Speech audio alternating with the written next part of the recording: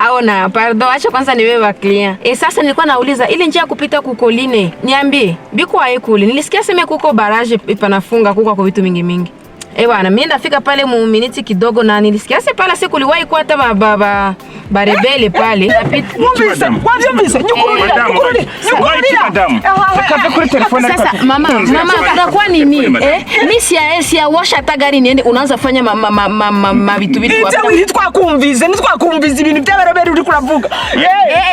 Unashaka kutudandaza ku baroberi ngo batugirire nabi. Mama sikia nikwambie. Nyukurira mvemwo. Tulia kwa kidogo. Mimi nilikuwa naongea na bashoferi nilikuwa polisi njia ya hii tunapasha pita kweli. Au pendi unataka napitia mwingine njia hii kwa? Madam kuri kuvuga gutyo uyu mushoferi ko arimo guhamagara abashoferi bagenzi be ngo dushakire inzira ngo tumenye ko nta kibazo kiri mu nzira ibintu bitwe yitwaje intwaro nabagize bana bari kubikora hiko ku madam. Ko ari byo kutubwira koko madam. Je mu ndwiheze. Nibyo ari kuvuga rwose. Mu ndwiheze rega baraduteye ntiwave wibaza ngo nibindi bintu niko dazana. Baradufashe ahubwo nuko twagize Imana turabacika. Barahatswe kutunyuruza. Urumva rero nanje nacengira ubwoba.